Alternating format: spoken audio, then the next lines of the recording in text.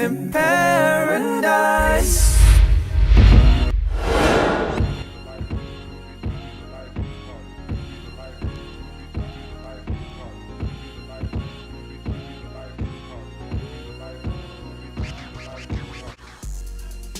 With a career that began at age 21, Timon Durrett has been in the acting game for nearly 30 years. Most recently known for his portrayal of Davis West on Queen Sugar and as Lavelle in Stuck With You, we've been able to see him be riveting on the screen again and again. Here to talk about his past, some of his current projects, I'm so excited to welcome Timon Durrett to the Jenleeion Circle. How are you doing, sir? I'm good, man. Thank you for that wonderful introduction. I don't think I could have said it better myself. Well, I hope I had the facts right. Oh, yeah. You in got 1993, it right. at the age 21 when you started in the game? Yeah, right? Yeah, it was right around that time. It was like either right before my 21st birthday or somewhere right after, but it was right in there. It was when my first time being on set. Yeah, so what I'd like to start with, as I do with a lot of the people that come to the Jenleeion Circle, is I like to talk about your path to getting to where you are now, right?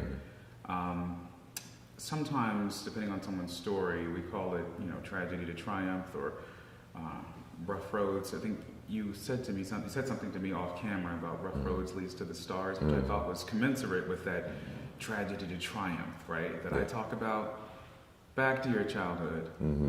You were an artist as a child, right?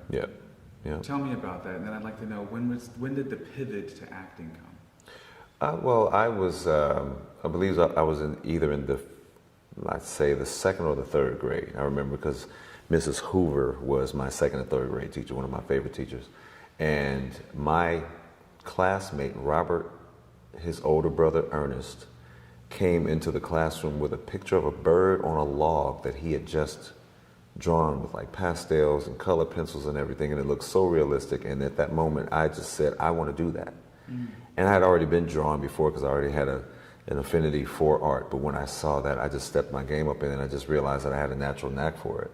Wow. So I didn't have to take any acting classes. Art classes or go to a special art school. I just innately had that. And when I discovered that, I was just drawing all the time. Drawing, painting, doing artwork, creating comic books and things like that. But then the pivot came in when as I got a little older, I'd say maybe 12, 13 years old, when I started watching action movies. And like Rambo and Terminator and all those.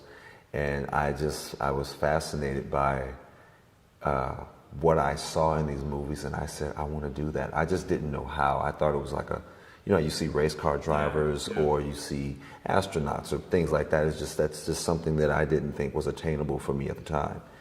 And then one day, I think it was around that time, my mother was listening to the radio, and I got back home and she said, hey, I got some information for you to go to an audition. And I was like, what? How is that, Mom? Holding out on me, right? So she gave me the information, took the bus and the train downtown, and I booked the role of an extra because I didn't really know what that meant. But they said, oh, you booked the role and you're gonna come on set. And when I got to set, man, Whole new different world. The bug bit me. I'd never seen all the moving parts, all the the cranes and the cameras and all the people that were involved in this one little moment on television. I was fascinated by that. And I said, this is what I want to do. My first time I was fascinated too, but I was more interested in the craft services. Oh, yeah. but go ahead, man. Craft services are always good to have.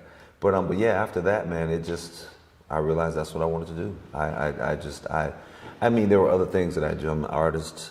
I'm an author. I used to be a personal trainer for 11 years. And I'm interested in that world too. But when I was on set that first time, I had never experienced anything like that, and it took a hold of me, and it never let go. Yeah. So the reason why you being an artist first resonates with me, and you becoming something else later on, is because I've been blind when I was 9, but before I went 9, I was an artist, right? And I was winning competitions, right, with my art and stuff, and I had a great detail for aesthetics and etc., right?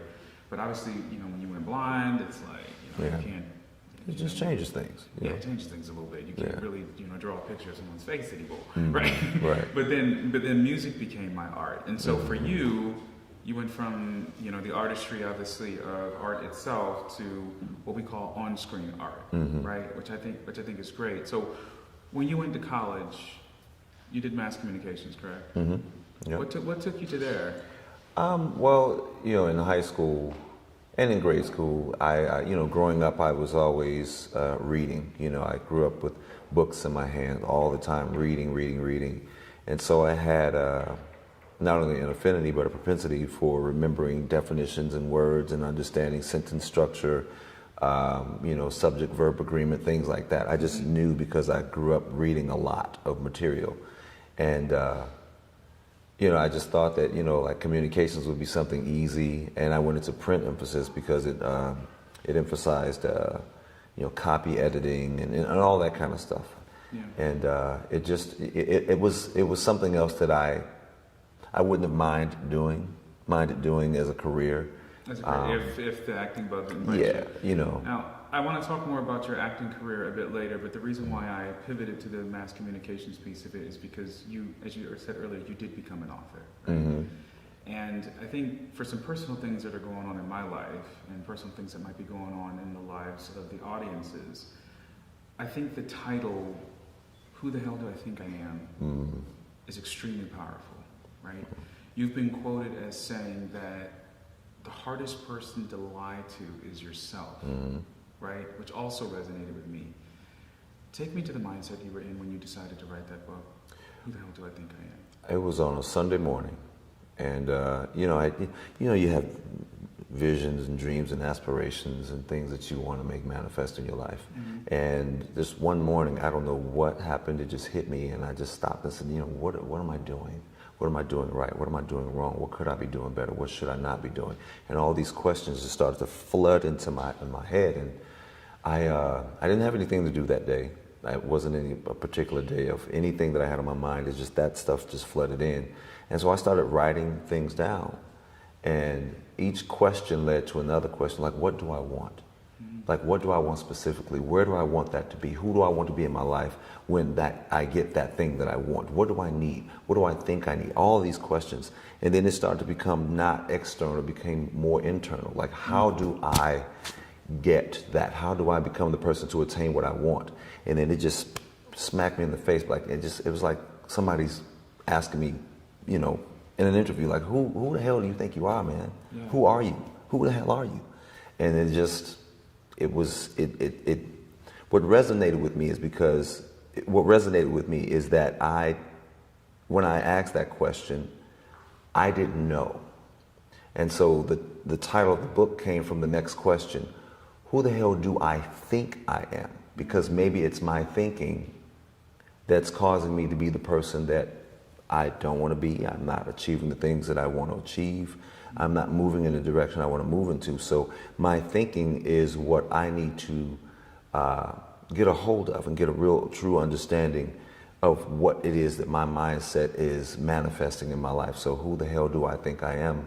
It was the question that was in my spirit, and it just came out on and paper. What I love about the book is that, albeit the title is Who the Hell Do I Think I Am, in the book, it really celebrates someone getting to a point where they know who they are, right? So with that, who are you? I am a genius. Now, I asked my question that, and a lot of people ask, if you could sum yourself up in one word, what would it be? And I would say me. And what me is, the me that I am, I'm the only me that there is, and I'm the only me that I know how to be. That me is, it's like having a book. And you have a book, and that book has a title. But that title is just one thing. But inside that book, there's all of these layers. The layers are the pages, and each page has a message, and each message has a meaning, and each meaning has a purpose in your life. So for me, I am a person, human being, a man who's still learning who he is every day. It's a level of self-discovery. Like, every day I think, what do I know? What don't I know? What do I want to know? Who do I want to be? And it's a constant evolving, revolving thing that I am becoming, and I still don't know yet, to be honest. And what I like that about that, still don't know yet, that's humility, because I believe that, life is a journey, right? Yep. And being a lifelong student is the only way you can have a healthy journey, right?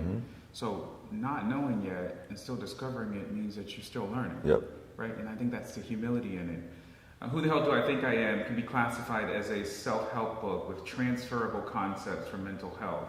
Now, and the fact that from a mental health perspective, like, for example, I'll give an example. I'm at the end of a 13-year relationship. We're coming out of it. It was an abusive experience, but coming out of it, I'm left in a situation where it's based on what you accepted and based on what you went through, Mario Bonds. Who the hell do you think you are? Who were you? Why were you doing that? Yep. You think of traumas that might be in people's childhoods that they may not have overcome. Damage, right? And who the hell do I think I am? How would you transfer some of the concepts in the book to mental health maintenance? Well, like I said, it's one person that you cannot lie to, and that's yourself. And once you learn that, being brutally and openly honest with yourself, it's not an easy thing, because a lot of times we equate honesty with other people. And if someone is being validation, validation, I need all that stuff. But I said, you can be jealous, you can feel sad, you can be angry, you can be frustrated, you can be resentful, you can be bitter, you can be all that stuff. But what you can't be is ignorant to what all that is inside you. It's like trying to, it's like you have something in front of you and you're trying to deny that it's there. It's like me saying, oh, no, Mario's not sitting right here. And you know that he is. But when you have all of this stuff inside you, the mental health aspect for me is not denying who I am. Because once you understand who you are, then you can better operate within that and without that. It's just like you would not try to put a saddle on a house cat. Because you understand what that is. That's a cat. You cannot do that. And you wouldn't want to have a litter box in your house for a horse, because you understand what that would lead to. So when you understand, I know those are crude examples, but when you understand who you are inside, then you know how to operate. It's just like a mechanic. You bring a mechanic a Porsche, he's not going to operate on that Porsche the same way he would operate on a motorcycle, because he understands specifically what this is. And once you understand specifically who you are, what your constitution is, then you can start to move forward. And the mental health aspect, as I said, it would be, in my experience, it was easier when I made sure that I did not try to convince myself that I wasn't something or someone that I was not. What were your biggest doubts about yourself? If I was doing things the right way. A lot of times it was how do other people feel about what I'm doing, when it didn't even involve other people. That level of validation that you need. Hey, good job, even though it wasn't something that was, that needed any validation. And I think that came from wanting so much in my life, and sometimes, not getting it. It feels like, am I not good enough, or did I not do the right thing? And when things don't go your way, a lot of times, being the human beings that we are, we jump into self-loathing and self-doubt, like, oh, I'm not good enough, I did that wrong. But understanding that the only way a child learns how to walk is because it kept falling. Babies didn't get up and just start walking. There's always a challenge, there's something more. But I've never seen a baby wanting to learn how to walk, fall the first time and say, I guess that's it, I'm going to stop. You keep going, and the keep going, the continuation of the things that you want to do, that's what's going to lead to getting out of that self-loathing, that regret, that doubt, that thing where you're afraid to do anything because of how you feel about yourself, because of how you feel about other people's feelings for you. I'll say that again. You got to get out of feeling sorry for yourself because of how you feel about yourself based on how other people feel about you. As I said in the book, what you say to yourself about yourself while you're by yourself, and what you say to yourself about yourself while you're by yourself, determines your self-worth. And you have to start there, because mental health, the mental health aspect of it, in my experience, which is one of the reasons I wrote this book, is it's an acceptance. And acceptance has to come with understanding, and understanding comes with change. Once you realize that you are not who you thought you were, that requires action. And if you don't act, and I'm talking about action in thought, action in deed, all of that to transform yourself into the person. And like you said, you're constantly evolving. But what we do in life, we kink the hose because we're afraid to move forward. Once you let that hose go and everything starts to flow, it's much better for you. But what we do is sometimes, and I say we because I know I've done it, other people that have told me that the book helped them, people who haven't read the book that told me about what was in the book. You know, it's not too far removed from other people's experiences. When you let go and understand who you are and how you are, that's going to take away the stagnation. Yeah, and I think you probably should write another book because, you know, so I got chills in it because the word self-worth was in my head the entire time we were talking, and then you actually said the word. And so some things that jump out at me is self-worth, self-forgiveness, which I think is a big blocker to getting the self-worth. Exactly. And that's a story that I live, that sometimes if we're worried about other people, it's other people who make us feel that we're only as good as our past deeds. If those deeds were adverse or bad, that, you know, that sort of thing. Yep. So how does one reconcile, and this is the last deep question on this topic, how does one reconcile who they are with who they want to be? And I ask that question because I deal with a lot of people in my life as a blind person, right, who's been taken advantage of a few times, right, but I'm good, who, despite their words, right, they do actions that don't match their words, so to speak, right? But then they'll say, I'm actually a great person. I'm actually this, but they don't show it. Right. And I've always thought that you're confused. If your default is to be this way, if your default is to be a jerk, abusive, confused, etc., but then behind all of that, you say, oh, I'm actually a great person. I would say, you're confused with who you are versus who you want to be. That good person is who you want to be, but you're not. I want to reconcile whether I'm off with that or whether that's subjective. You know, I'll give an analogy. You ever see where someone who takes something like an old mechanical device, right? And it's got all the corrosion and the rust and all of that stuff on it. And it takes work to chisel away all the rust and the corrosion and the tight screws and all that stuff. And once you get everything and you break it down and you remove all the crap off of it and you refine it and you find what it is, you see the value inside, underneath all of that stuff, because that being a jerk and not being a nice, that tough exterior, you know, it's like an egg. You know, the outside of the egg is hard, but it's fragile. And it takes a little bit of work to crack it and go inside and find the good stuff in it. What we have to do is know what we are, know what we're working with, and be able to, like I say, scrape away all that rust and all that corrosion and all that stuff and find that good thing. And once it's restored, you get to see the beauty of it. And then you're like, oh, that's not a raggedy, old, ugly piece of machinery. It's actually a beautiful thing under there. It's just had layers and layers and years of abuse and self-loathing and doubt and misery because of what we think other people believe in us. Yeah, that level of damage that we do not, you know, correct. You know, the emotional damage. So I think that emotional damage is like that rust and corrosion that just, it weighs on us and we don't brush it off when it gets on there. So we let it accumulate, and it accumulates, and it accumulates, and then after a while, that beautiful thing underneath is unrecognizable. And we have to chip away at that stuff, and it takes work. It takes time, you know, like I said. I think that's the key, where you said it actually takes the work. So if the person doesn't do the work, then that's powerful. Yep. You have to do the work. It takes the work. Wow. Yep. Imagine if you had someone who's, you know, 40 years old. Let's equate that to a tree, a 40-year-old tree. And you want to really, really get down to the deepest roots of the problem.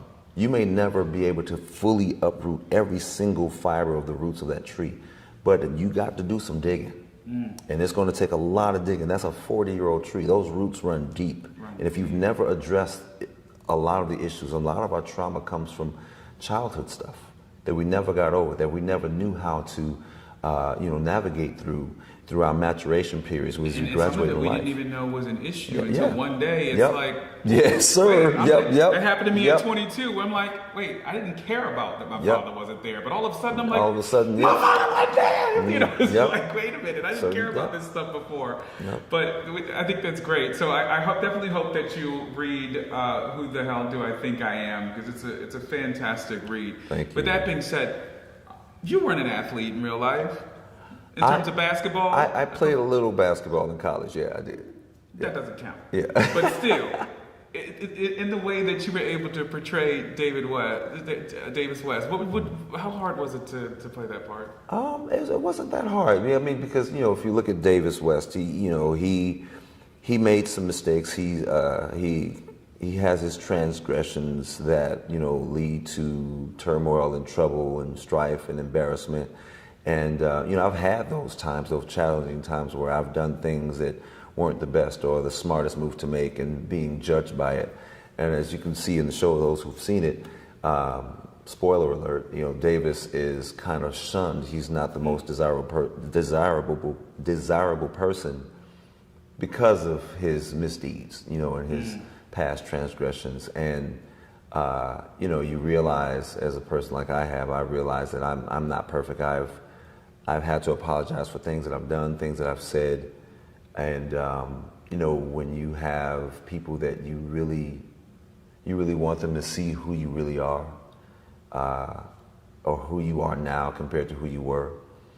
But some people want you to pay for your past for the rest of your life. And so that's how I was able to convey a clear message through myself into Davis West, because I still have that to this day, where there are people that won't forgive you for being human, for making mistakes, won't accept you even after vehemently and sincerely apologizing.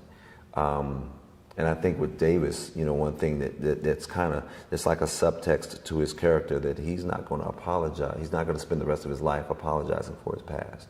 Wow. And I feel the same way. So I'm able to insert some of my life and my experiences into the portrayal of the things that went on and that are going on with Davis. Very interesting. And the show stuck with you. Timon plays Lavelle, and this is a TV show that is about a powerhouse African-American couple who is maintaining a public image while their private life is tumultuous. Mm-hmm. And I think that show is interesting because while we look at the real world and how there is this continuum of a cultural reckoning, I would call it. Mm-hmm. Take me to that show, right? Because there's a lot of cultural awakeness in that particular show. Yeah, one thing I like about the show is it touches on some of the, I guess, like the seedy underbelly of relationships, and I equate that to not just relationships with people, but relationships with ourselves. Culturally, on the person-to-person side, you can see how sometimes we're willing to maintain what we think other people should like about ourselves. Like you said, you have this couple who has this, behind the cameras and away from social media, it's not as shiny and rosy and glamorous and glitzy as they show the public. And sometimes we try to maintain, culturally, we try to maintain what we think others will approve of, as opposed to approving and proving to ourselves who we really are. It's just like it kind of goes in line with the book. It's like you're lying to other people about who you really are, and in a sense, you're maintaining that all the while not being true to who you are. Why maintain that when that's not who you are and what you are? But the level of judgment, I think, culturally, is something that we've grown accustomed to in this country, men and women, boys and girls, who feel that we have to prove ourselves to people that we don't know.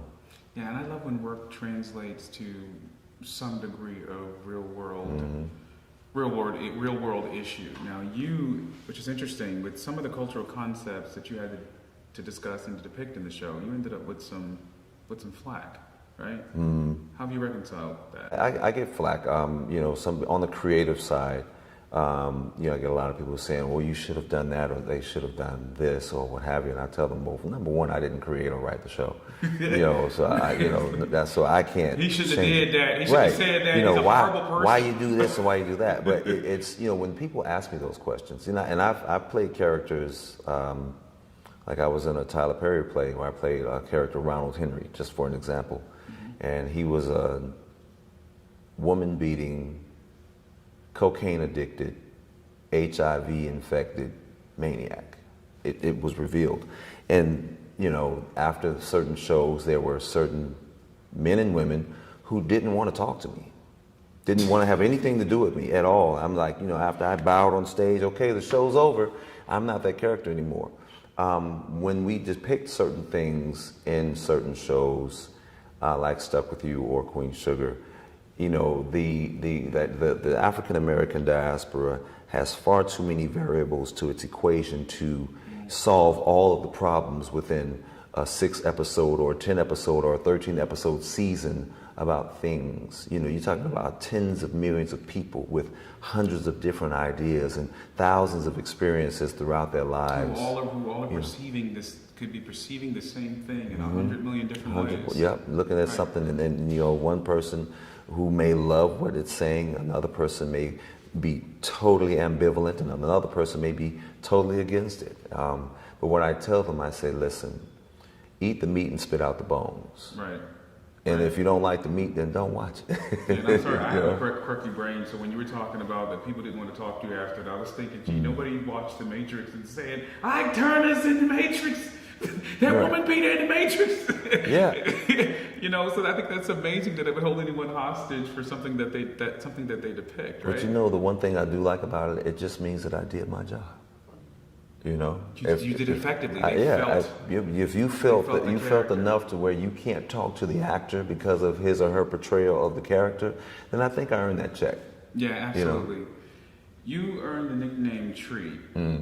I'm totally blind, so it might seem for obvious reasons for other people, but tell me where the nickname came from, because I saw it all over the internet. It's I was not tall growing up. But my mother could see I had these long arms and these big feet. I was just this clumsy little spider monkey built kid. And she told me, you're going to be just one big treetop one day. She said, you're going to be taller than all your brothers. And I have 5 brothers, 2 sisters. I'm the tallest in my family. And, I'm not crazy tall. I'm 6'5". But the nickname Treetop stuck for a little while. And then people just started calling me Tree. It just stuck. And then in college, they called me Tree, but then I had these crazy hops and dunking and stuff like that. So it was Tree Frog, was my college nickname, which is weird. But the Tree just stuck because I grew up really fast. I had growth spurts in high school and after high school, and I just outgrew everybody in my family. And it's crazy that the nickname came from my mother, but no one in my family calls me that. I see. Yeah, everybody else calls me Tree, my friends and stuff like that. Yeah, in the season of Black history and the season of love, I think it's interesting that the phraseology heartthrob is usually reserved for, the temporary prowess of maybe a teenage singer or something like that. But the word heartthrob is, especially on the internet, is still used to describe you, right? What do you feel about that? You accept it? I've been called worse things. Saying what is a heartthrob? Right, what makes the heart throb? I mean, whose heart is throbbing? I think that, in the general sense of things, I think it's a huge compliment. Like I said, I've been called worse things in my life, so I take it. I consider myself, I'm a regular guy with a not so regular job and a not so regular lifestyle. But for people that really know me, I'm as they say, mad chill. I'm really just regular. So when people, fan out or they call me a heartthrob or a sex symbol or things like that, I'm very flattered. And I think it's interesting because there's a lot of stuff that people see that I'm just like, I don't really see it. I mean, I know by societal standards what people see and how they perceive people and what they like and things like that. But I still, to this day, I haven't gotten used to it. I don't think I ever want to get used to being called that. Yeah, but there's that word humiliating. Yeah, right? but I think that it's kind of cool. You know, people are like, oh, you know, he's a heartthrob. I'm like, oh, great. He's not calling me something else. Yeah. You know. Yeah. If I can, for a small moment of vanity that I do have, I'm glad that I'm called that too. You know Right. what I mean? Awesome. Two different looking brothers. Hey, But man. it all works out. Heartthrobs. Right? So with that being said, tell everyone where they can follow you, Timon. I'm on Instagram, Facebook, and Twitter at Timon Kyle Durrett. Yeah. Yeah. Well, thank you. Well, the heartthrob Timon Durrett is gracing the Jenleeion Circle, and he's gracing the cover for February, so you'll be able to catch all of the stunning pictures that we have taken with him. Please follow him, and I look forward to being with you guys next time. See you later, everybody. Peace. Does anyone still believe in paradise?